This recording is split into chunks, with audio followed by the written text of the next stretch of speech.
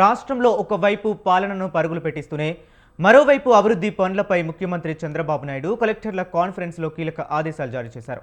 ప్రజలకు అందే సేవల్లో జాప్యం ఉండకూడదని స్పష్టం చేశారు. అలాగే రాయలసీమలో సాగునీటి ప్రాజెక్టుల పునరుద్ధరణకు కూటమి ప్రభుత్వం భారీగా నిధులు కేటాయించింది.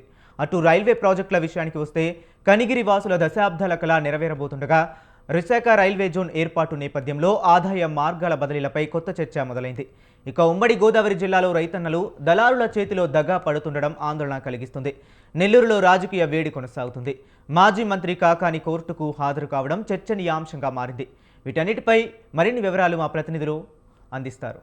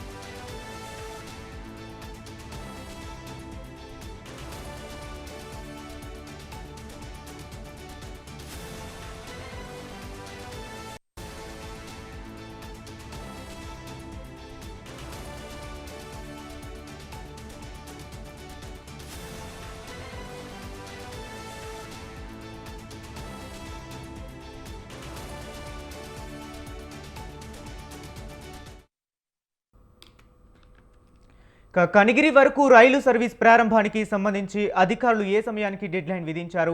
ఇక మరిన్ని అంశాల గురించి మా కరెస్పాండెంట్ కాంతారావు లైవ్ ద్వారా అందించడానికి సిద్ధంగా ఉన్నారు. కాంతారావు, చెప్పండి. Thank you Harish.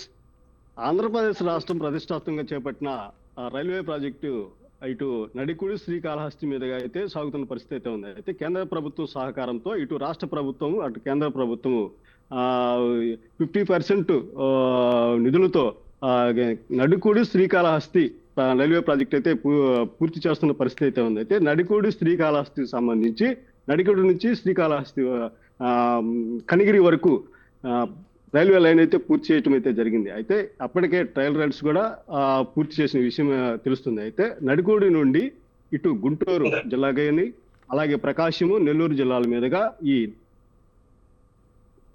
Srikalahasti railway మార్గం అయితే వెళ్తుంది. అయితే ఆంధ్రప్రదేశ్లో ఇటు రైల్వే మార్గాలకు సంబంధించి కొత్త లైన్లు కానీ అలాగే పాత లైన్లు కానీ ఒక్కొక్కటిగా తయారవుతున్న పరిస్థితి అయితే ఉంది. అయితే గుంటూరు జిల్లాకు సంబంధించి నడికోడి నుంచి పిడుగురాల నుంచి శావలిపురము గుండ్లకమ్మ వరకు, అలాగే ప్రకాశం జిల్లాకు సంబంధించి దేకనకొండ, దర్శి, పొదిలి, రాజంపల్లి, అలాగే మార్కాపురం జిల్లాకు సంబంధించి కనిగిరి, పామూరు జిల్లాల మీదుగా నెల్లూరు జిల్లాలో కూడా ఈ రైలు మార్గం అయితే వెళ్తున్న పరిస్థితి అయితే ఉంది. అయితే ఇప్పటికీ అయితే కేంద్ర ప్రభుత్వం నుంచి ఈ రైల్వే ప్రాజెక్టు కోసం 2000 కోట్ల నిధులు అయితే కేటాయించిన పరిస్థితి అయితే ఉంది. అయితే గత వైసీపీ ప్రభుత్వంలో ఈ రైల్వే ప్రాజెక్టుకు సంబంధించి నత్తనడకన నడిచిందని చెప్పుకోవాలి. అయితే కూటమి ప్రభుత్వం వచ్చిన తర్వాత రైల్వే ప్రాజెక్టుకు సంబంధించి అభివృద్ధి పనులు అయితే చురుగ్గా కొనసాగుతున్న పరిస్థితి అయితే ఉంది. అయితే ఈ ప్రాంత వాసులకు ఏదైతే మార్కాపురము,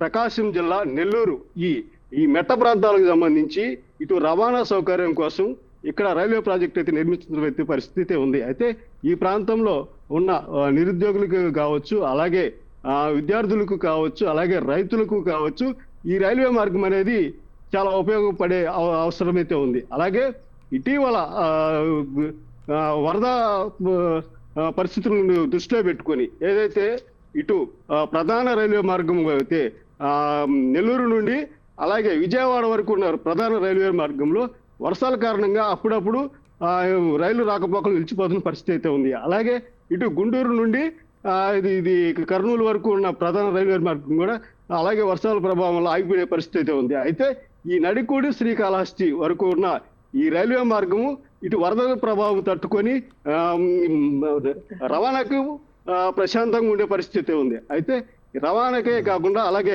గుంటూరు వాసులు అయితే ఎవరైతే ఉన్నారో వారికి తిరుపతి వెళ్ళడానికి కూడా ఈ నడికోడి శ్రీకాళహస్తి మార్గం అయితే త్వరగా ఉంటుందని చెప్పేసి మార్గం కూడా చాలా తక్కువగా ఉండే పరిస్థితి అయితే ఉంది.